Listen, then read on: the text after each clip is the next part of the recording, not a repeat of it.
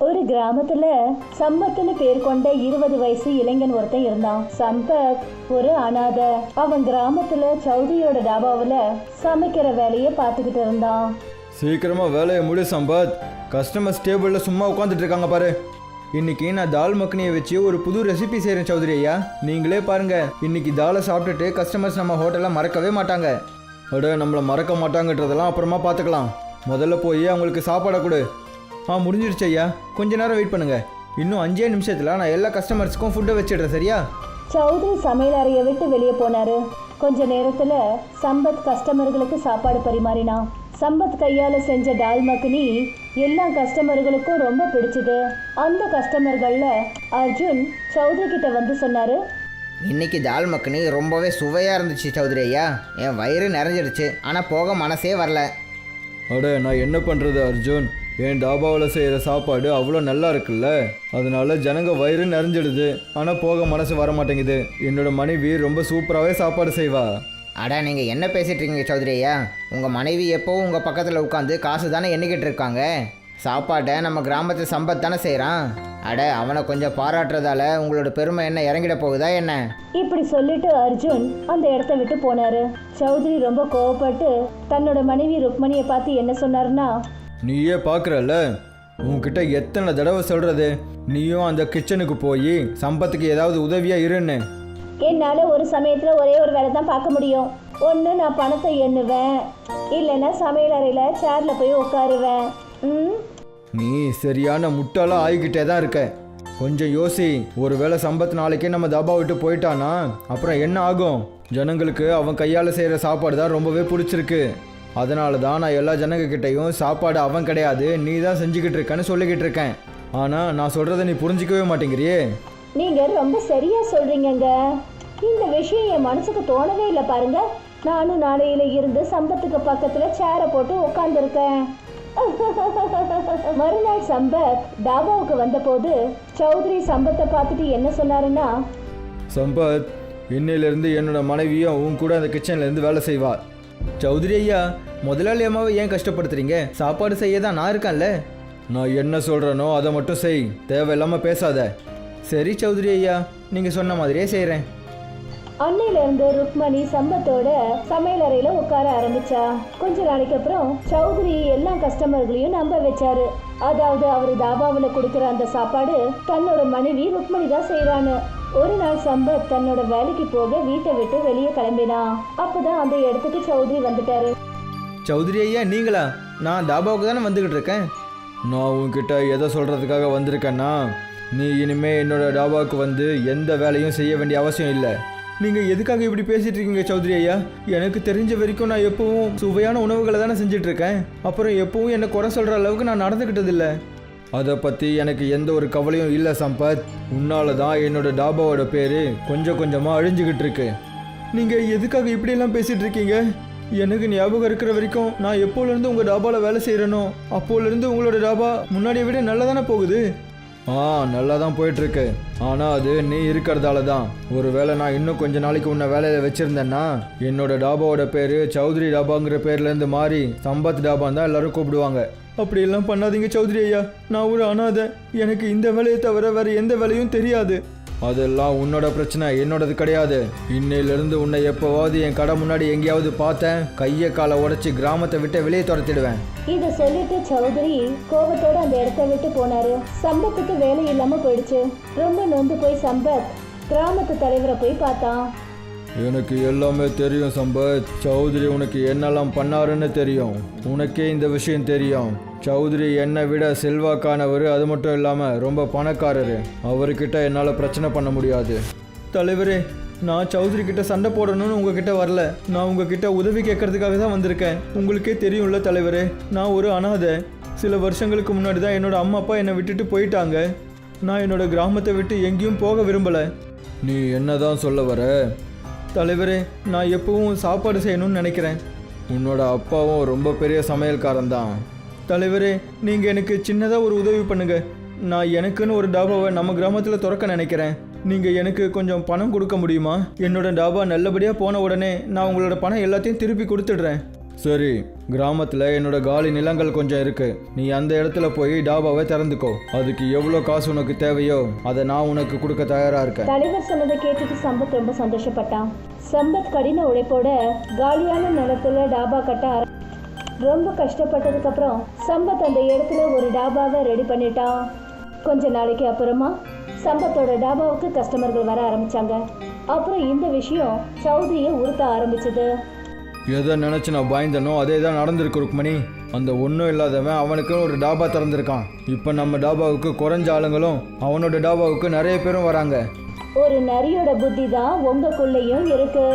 அந்த புத்தியை பயன்படுத்துங்க, அப்புறம் அவனுடைய டாபாவை மூட வைங்க. நீ ரொம்ப சரியா சொல்ற. என்னோட இந்த நரி மாதிரியான புத்தியை வச்சு நான் ஏதாவது ஒன்று யோசிச்சே ஆகணும். சௌத்ரி ரொம்ப தந்திரமா ஒரு கஸ்டமரை தான் சொல்றதை கேட்க வச்சாரு.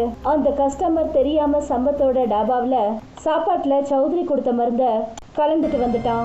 அன்னைக்கு யாரெல்லாம் சம்பத்தோட டாபாவில் சாப்பிட்டாங்களோ அவங்களுக்கு வயிற்றுப்போக்கு ஏற்பட்டுச்சு. மறுநாள் சம்பத்தோட டாபாவுக்கு முன்னாடி கிராமத்து ஜனங்க கூட்டமா வந்துட்டாங்க. அதுல ஒருத்தர் ரொம்ப கோபத்தோட சம்பத் கிட்ட சொன்னாரு, உன்னோட டாபா நல்லா நடக்கணுங்கிறதுக்காக உன்னோட நேர்மையை மறந்துட்டியா? நீங்கள் ஏன் இப்படி பேசிகிட்டு இருக்கீங்க? நான் என்ன பண்ணேன்? என்ன பண்ணியா? அட, நேற்று நான் உன்னோட டாபாவில் தால் சாப்பிட்டேன். அப்போலேருந்து என் வயிறு மோசமாயிடுச்சு. அப்புறம் இங்கே எவ்வளோ பேர் நாங்கள் நின்றுட்டு இருக்கோமோ அவங்க எல்லார் வயிறும் மோசமாயிடுச்சு. இது எல்லாத்துக்கும் நீ தான் பொறுப்பு. நீ கண்டிப்பாக சாப்பாட்டில் ஏதோ ஒன்று கலந்துருக்க. நீங்கள் தப்பாக நினச்சிட்ருக்கீங்க. நான் சாப்பாட்டில் எதையுமே கலக்கலை. இன்னையிலேருந்து நாங்கள் யாருமே உன்னோட டாபாவுக்கு வந்து சாப்பாடு சாப்பிட வரமாட்டோம். சாப்பாடு எல்லாத்தையும் செஞ்சு நீயே சாப்பிடு. இப்படி சொல்லிட்டு அந்த ஆளு அங்கிருந்து போயிட்டாரு. அப்புறம் சம்பத் கண்ணில் கண்ணீரோட தன்னோட டாபாவில் உட்காந்துட்டான். சம்பத்துக்கு மறுபடியும் வேலை இல்லாமல் போயிடுச்சு.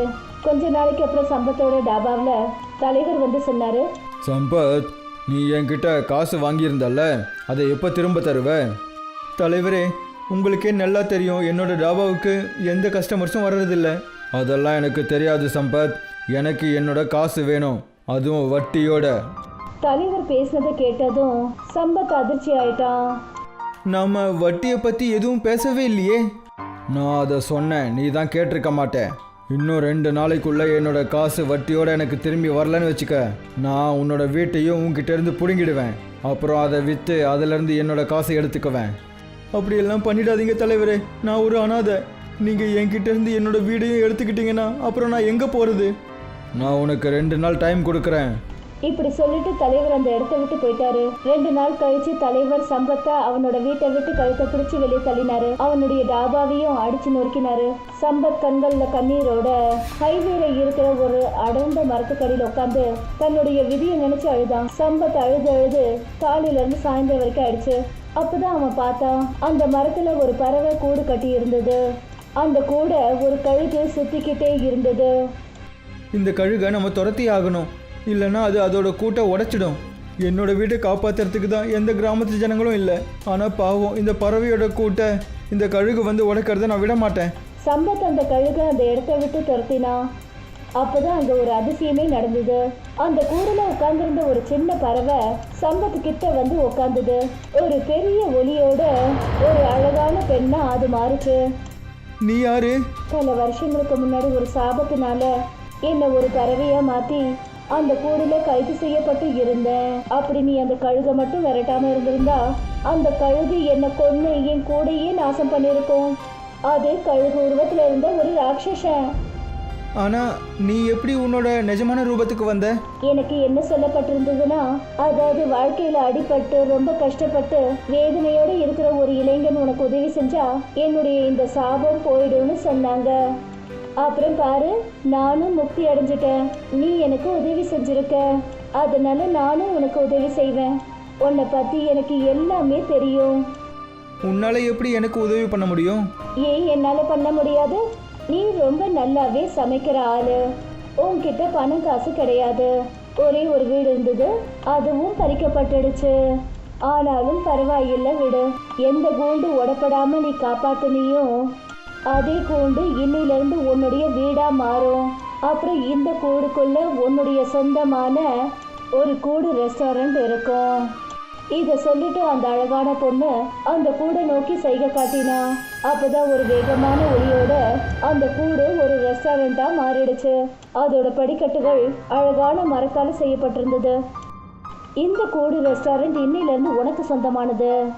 இனிமே இந்த இடத்தை விட்டு உன்னை யாரும் வெளியே அனுப்ப முடியாது. யாராவது உன்னை இந்த இடத்தை விட்டு வெளியே அனுப்ப முயற்சி பண்ணாங்கன்னா கடைசியில அவனே பிரச்சனையில மாட்டிப்பான். இப்படி சொல்லிட்டு அந்த அழகான பொண்ணு அங்கிருந்து மறைஞ்சிட்டா. சம்பத் அந்த ரெஸ்டாரண்ட்குள்ள போனான். அவன் பார்த்தான், அந்த ரெஸ்டாரண்ட் உள்ள பார்க்கறதுக்கு 5 ஸ்டார் ஹோட்டல் மாதிரி இருந்தது. அங்க பெரிய பெரிய காஸ்ட்லியான டேபிள்ஸ் இருந்தது. அப்புறம் ஒரு 5 ஸ்டார் ஹோட்டல் மாதிரியே எல்லா விதமான வசதிகளும் அங்க நிறைஞ்சிருந்தது. கொஞ்ச நேரத்துல நிம்மதியா சம்பத் அங்க தூங்கினான். மறுநாள் டிஃபன் சாப்பிட்டுட்டு சம்பத் கீழே இறங்கினான். அப்பதான் அவன் முன்னாடி ஒரு கார் வந்து நின்னுச்சு. அதுல இருந்து ஒரு அழகான இளைஞன் வெளியே வந்து சம்பத் கிட்ட சொன்னாரு, இது எந்த மாதிரி ரெஸ்டாரண்ட் ப்ரோ? இந்த மாதிரி ரெஸ்டாரண்ட்ஸை நான் ஃபாரின்ஸில் மட்டும்தான் பார்த்துருக்கேன், ஆனால் அதுவும் ஃபோட்டோவில் மட்டும்தான். இது என்னோட ரெஸ்டாரண்ட் தான், கூடு ரெஸ்டாரண்ட். என்னோட ரெஸ்டாரண்ட்டில் எல்லா டைப் ஆஃப் ஃபுட்டும் இருக்குது. சரி, நீங்கள் எனக்கு உங்கள் ரெஸ்டாரண்ட்டை சுற்றி காட்டுறீங்களா? சுற்றி காட்டுறது என்ன சார், நீங்கள் தான் என்னோடய ஃபஸ்ட்டு கஸ்டமர். உங்களுக்காக இன்றைக்கி உங்கள் ஃபுட்டு ஃப்ரீ தான். சம்பத் அவருக்கு ரொம்ப அற்புதமான சமையலை தயார் பண்ணான். சாப்பாடு சாப்பிட்டுட்டு அந்த இளைஞர் ருசி பார்த்துக்கிட்டு என்ன சொன்னார்னா, நான் சொல்கிறத நம்புங்க, நான் எவ்வளவோ பெரிய பெரிய 5 ஸ்டார் ஹோட்டலெல்லாம் சாப்பிட்ருக்கேன். ஆனால் இந்த மாதிரி ஒரு சுவையான சாப்பாட்டை என்னோட லைஃப்பில் நான் சாப்பிட்டதே கிடையாது. நான் ரொம்பவே பெரிய ஒரு கம்பெனியில் அட்வர்டைஸராக ஒர்க் பண்ணிக்கிட்டு இருக்கேன். உங்களுக்கு ஓகேனா நான் உங்களோட இந்த கூடு ரெஸ்டாரண்ட்டை அட்வர்டைஸ் பண்ணி கொடுக்கவா? அப்போ உங்கள் ரெஸ்டாரண்ட் ரொம்பவே ஃபேமஸ் ஆகிடும். அப்புறம் இங்கே கஸ்டமர்ஸோட கூட்டமும் நிறைஞ்சிடும். நீங்கள் மட்டும் அப்படி பண்ணிங்கன்னா அது எனக்கு செய்கிற ரொம்பவே பெரிய உதவியாக இருக்கும். அந்த இளைஞர் அங்கிருந்து சிரிச்சுக்கிட்டே போனாரு. மறுநாள் அந்த ரெஸ்டாரண்ட்டுக்கு நகரத்திலிருந்து வர மக்கள் கூட்டம் அதிகமாயிடுச்சு. அந்த கூட்டத்துல பெரிய பெரிய தலைவர்கள், பத்திரிகையாளர்கள், ரொம்ப பெரிய பணக்கார ஃபேமிலிங்க இருந்தது. சம்பத்தோட கூடு ரெஸ்டாரண்ட் சில மாசங்கள்லயே இந்தியாவில் ரொம்ப ஃபேமஸ் ஆயிடுச்சு. அப்புறம் இந்த விஷயம் சௌத்ரியையும் தலைவரையும் ரொம்ப உறுத்த ஆரம்பிச்சது. நீ பேருக்கு மட்டும்தான் ஒரு தலைவர், ஆனால் உன்னால் ஒரு சின்ன வேலையை கூட செய்ய முடியல. நீ என்னெல்லாம் சொன்னியோ அதை விட நான் நிறையவே செஞ்சிட்டேன், தெரியும்ல? அட, நீ அவனை உன்னோட டாபாவில் இருந்து மட்டும்தான் துரத்தி விட்ட, ஆனால் நான் அவனோட வீட்டையே எடுத்துக்கிட்டு அவனை துரத்தி விட்டேன். அட, அவனோட தலையெழுத்து நல்லா இருக்கும்போது அதில் நான் என்ன பண்ண முடியும்? இதை பேசுகிறதால என்ன பிரயோஜனம் தலைவரே? அவனோட அந்த கூடு ரெஸ்டாரண்ட்டுக்கு சிட்டியில் இருக்கிற பணக்காரங்களாம் வராங்க. அப்புறம் கிராமத்தில் இருக்கிற ஜனங்களுக்கு அவன் அந்த கூடு ரெஸ்டாரண்ட்டில் உணவை ஃப்ரீயாக கொடுத்துட்ருக்கான். அவன் தினமும் எல்லாருக்கும் அன்னதானம் கொடுக்குறான், நல்ல பேரை வாங்கிக்கிறான். அப்புறம் நாம் இங்கே வெறும் கையை வீசிக்கிட்டு தான் உட்காந்துட்டு இருக்க வேண்டியதாக இருக்குது. உனக்கு என்ன தான் வேணும்? எனக்கு என்ன வேணும்னா அவனோட அந்த கூடு ரெஸ்டாரண்ட்டில் தீ வச்சுடு. அப்படின்னா எதுக்கு வெயிட் பண்ணிக்கிட்டு? சரி, கிளம்பலாம். இன்னைக்கு நைட்டு அந்த நல்ல வேலையை முடிச்சு வச்சிடலாம். தலைவரும் சௌத்ரியும் பெட்ரோலை எடுத்துக்கிட்டு அந்த மரத்துக்கிட்ட வந்தாங்க. அவங்க அந்த மரத்து மேல பெட்ரோலை தெளிச்சாங்க. ஆனா அதுல அவங்க நெருப்பை வைக்கிறதுக்கு முயற்சி பண்ண போது திடீர்னு அவங்க உடம்புல ரொம்ப மோசமா எரிய ஆரம்பிச்சது. அப்புறம் அவங்க பயங்கரமா கத்த ஆரம்பிச்சாங்க. சம்பத்தும் மற்ற கஸ்டமர்களும் ரெஸ்டாரண்ட்டுக்கு கீழே வந்தாங்க. அட, உங்க 2 பேருக்கும் என்னாச்சு? நீங்க 2 பேரும் ஏன் கத்திட்டு இருக்கீங்க? எங்களை மன்னிச்சிடு சம்பத், நாங்கள் 2 பேரும் உன்னோட கூடு ரெஸ்டாரண்ட்டுக்கு தீ வைக்கிறதுக்காக தான் வந்தோம். ஆனால் நாங்கள் அந்த கூட்டில் தீ வைக்க முயற்சி பண்ணும்போது எங்களோட உடம்புல ஏதோ தீ எரியிற மாதிரியே இருக்குது. இன்னைக்கு ஏதோ தப்பு பண்ணிட்டீங்க தலைவரே, ஆனால் இதுக்கப்புறம் எப்பவும் அந்த தப்பை மட்டும் பண்ணிடாதீங்க. அப்போதான் அந்த கூடு ரெஸ்டாரண்ட்குள்ளே இருந்து ஒரு குரல் கேட்டுச்சு. அவங்க 2 பேருக்கிட்டையும் சொல்லு, இப்போவே அந்த கிராமத்தை விட்டு போக சொல்லு. இல்லைன்னா அவங்க உடம்புல இருக்கிற எரிச்சலை உலகத்தில் இருக்கிற எந்த டாக்டராலையும் சரி பண்ணவே முடியாது. எனக்கு தெரிஞ்ச விஷயம் என்னென்னா, யாராவது இந்த கூடு ரெஸ்டாரண்ட்டுக்கு ஏதாவது பிரச்சனை கொடுக்கணும்னு நினச்சிட்டு இருந்தாங்கன்னா அவங்களுக்கு ரொம்பவே பெரிய பிரச்சனை ஏற்படுமா. தலைவரும் சௌத்ரியும் சம்பத்தோட பேச்சை கேட்கறதா நல்லதுன்னு நினச்சாங்க. 2 பேரும் ராத்திரியோட ராத்திரியா கிராமத்தை காலி பண்ணிக்கிட்டு போயிட்டாங்க. சம்பத் இன்னைக்கும் கூடு ரெஸ்டாரண்ட்டை நடத்திக்கிட்டு இருக்கான்.